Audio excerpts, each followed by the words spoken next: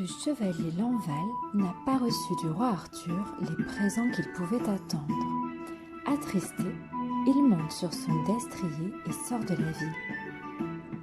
Alors qu'il se repose au milieu d'un pré, il voit venir à lui 2 demoiselles. Tandis qu'il était couché, il regarda en bas vers la rivière et vit venir 2 demoiselles. Il n'en avait jamais vu d'aussi belles. Elles étaient somptueusement vêtues et lacées très étroitement dans leur tunique de soie grise. Leur visage était d'une beauté remarquable. La plus âgée portait 2 bassins d'or pur, bien ouvragés et fins. Je vous dirai toute la vérité sans mentir. L'autre portait une serviette. Elles se dirigèrent tout droit à l'endroit où le chevalier était couché.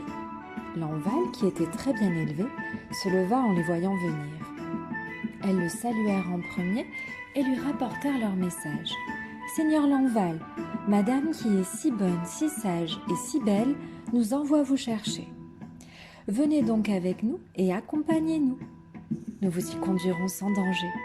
Voyez, le pavillon est tout près. » Le chevalier va avec elle sans se soucier de son cheval qui paissait devant lui dans le pré.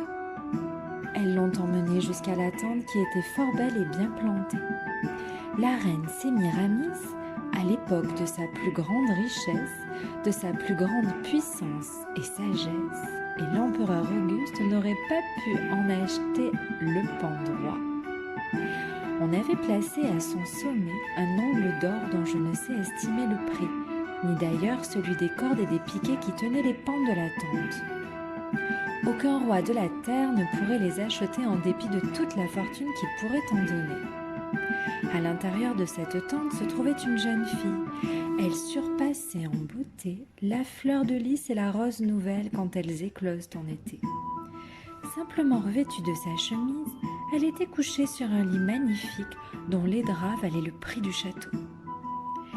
Elle avait le corps très bien fait et joli.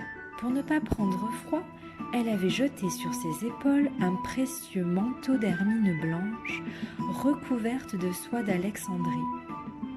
Elle avait découvert tout son côté ainsi que son visage, son cou et sa poitrine. Elle était plus blanche que l'aubépine.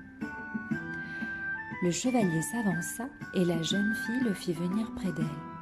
Il s'assit devant son lit. « Lanval, dit-elle, mon cher ami, c'est à cause de vous que j'ai quitté mon pays. Je suis venue vous chercher de bien loin. Si vous êtes preux et courtois, aucun empereur, aucun comte, aucun roi n'aura jamais eu autant de joie et de bonheur, car je vous aime par-dessus tout. » Il la regarda bien et admira sa beauté. Amour le pic d'une étincelle qui embrase son cœur et l'enflamme. Il lui répond avec gentillesse. « Ma belle, si c'était votre désir de vouloir m'aimer, si cette joie pouvait m'arriver, vous ne sauriez donner aucun ordre que je n'exécute dans la mesure de mes moyens, que cela entraîne folie ou sagesse. Je ferai ce que vous me commanderez. Pour vous, j'abandonnerai le monde entier. Je souhaite ne jamais vous quitter.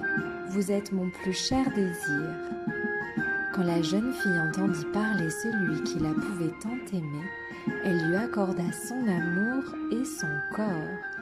Marie de France, Lanval.